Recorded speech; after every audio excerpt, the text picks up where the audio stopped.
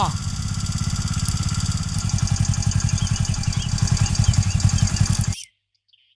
ചേട്ടാ, ഈ തോമസ് ചേട്ടന്റെ വീട് എവിടെ എന്നറിയോ? തോമസ് ചേട്ടന്റെ വീട്? ആ.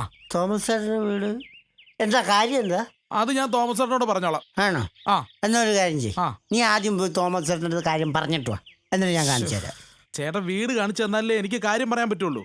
ചേട്ടാ നീ ആദ്യം കാര്യം എന്താന്ന് പറ, എന്നിട്ട് പറയാം തോമസ് ചേട്ടന്റെ വീട്. കാര്യം പറയാം. അതായത് ഞാൻ ഈ നെറ്റ്വർക്ക് മാർക്കറ്റിൽ നിന്നും വരികയാണ്. നെറ്റ്വർക്ക് മാർക്കറ്റിൽ നിന്നും വരികയാണ്. നെറ്റ്വർക്ക്? അതെ. നെറ്റ്വർക്ക് എന്ന് പറയുമ്പോ ആ വലവീശൽ. അപ്പൊ ശരി, വലവീശാൻ വേണ്ടി ഇറങ്ങിയാണോ നീ? എടാ വല വീശുന്നതിങ്ങനെ ബൈക്കിനകത്ത് ഇൻ ചെയ്ത് നടക്കേണ്ട കാര്യമൊന്നുമില്ല. ഒരു സാധാരണ കയ്യിലുമുണ്ട കൊടുത്തുകൊണ്ട് അങ്ങോട്ട് പോയാൽ മതി. എന്റെ പൊന്ന് ചേട്ടാ, മീൻ വല വീശുന്ന കാര്യമല്ല ഞാൻ ഉദ്ദേശിച്ചത്. പിന്നെ ഈ നെറ്റ്വർക്ക് മാർക്കറ്റിംഗ് എന്ന് പറഞ്ഞാൽ ചേട്ടനെ ഞാൻ പറഞ്ഞു മനസ്സിലാക്കാം. ചേട്ടൻ ഒരാളെ ചേർക്കുന്നു. ഞാൻ ചേർക്കണം? ചേർക്കണം. ചേട്ടന്റെ ലെഫ്റ്റിലും റൈറ്റിലും രണ്ടുപേരെ ചേർക്കണം. ലെഫ്റ്റിലും റൈറ്റിലും?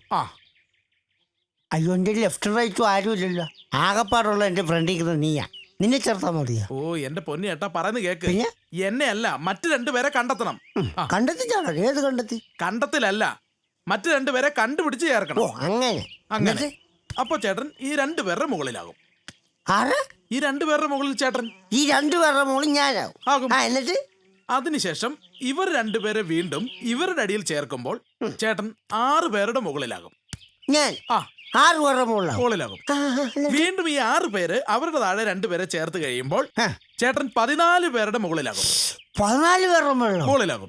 എന്നിട്ട് വീണ്ടും ചേട്ടൻ ഇയാളെ കേട്ടൊന്നും വേണ്ട. എടാ, ഈ 14 പേരുടെ മേളിൽ ഇരിക്കുന്ന ഞാൻ ബാലൻസിന്റെ താഴെ വീണ എന്റെ കൈയും കാലും ഓടിക്കാൻ നീ എന്നെ കൊണ്ടുപോകും ആശുപത്രി.